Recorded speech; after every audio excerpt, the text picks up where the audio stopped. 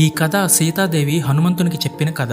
ఒక అడవిలో సింహం వేటగాడిని తినడానికి అతని వెనక పడుతుంది. ఆ వేటగాడు ఆ సింహం నుండి తప్పించుకోవడానికి ఓ చెట్టెక్కాడు. కానీ అప్పటికే ఆ చెట్టు మీద ఒక ఎలుగుబంటి ఉంది. ఆ వేటగాడి పరిస్థితి ముందు నుయ్యి వెనక గొయ్యిలా ఉంది. నేను చాలా కష్టాల్లో ఉన్నాను, నన్ను ఏమీ చేయవద్దని ఆ వేటగాడు ఆ ఎలుగుబంటితో చెప్తాడు. అప్పుడు ఆ ఎలుగుబంటి, నేను నీకు మాటిస్తున్నాను, నేను నిన్నేమీ చెయ్యను అని చెప్తుంది. అప్పుడు ఆ వేటగాడు ధైర్యంగా వెళ్లి ఆ ఎలుగుబంటి పక్కన కూర్చుంటాడు. ఎంతలో అక్కడికి సింహం వచ్చి ఆ వేటగాడిని కిందకి తోసై నువ్వు సగం నేను సగం కలిసి తిందాం అంటుంది. ఆ మాటలకి ఎలుగుబంటి, అతనికి ఎలాంటి అపాయం చెయ్యనని మాటిచ్చాను, మాట మీద నిలబడ్డం నా ధర్మం అని అంటుంది. ఆ మాటలకి సింహం నవ్వుతూ, ఈ ధర్మం అధర్మం ఇవన్నీ మనుషులకి మాత్రమే, మనలాంటి జంతువులకు కాదు అంటుంది. అయినా సరే సింహం మాటలకి ఎలుగుబంటి ఒప్పుకోదు. ఇంతలో ఎలుగుబంటికి నిద్ర వచ్చి నిద్రపోతుంది. అప్పుడు ఆ సింహం వేటగాడితో ఇలా చెప్తుంది, ఆ ఎలుగుబంటి నిద్రలో నుండి లేచాక తనకి బాగా ఆకలి వేసి నిన్ను ఖచ్చితంగా తినేస్తుంది. అయినా నువ్వేం మనిషివి, పోయి ఒక జంతువుని నమ్ముతున్నావు, అందుకనే నేను చెప్పినట్లు చెయ్యి, ఆ ఎలుగుబంటిని కిందకు తోసాయి, దాన్ని తినేసి నేను ఇక్కడి నుండి వెళ్లిపోతాను అని చెప్తుంది. ఆ వేటగాడు తన స్వార్థం కోసం నిద్రపోతున్న ఎలుగుబంటిని కిందకు తోస్తాడు. కానీ ఎలుగుబంటి కిందకి పడుతూ చెట్టు కొమ్మను పట్టుకుని సురక్షితంగా ఉంటుంది.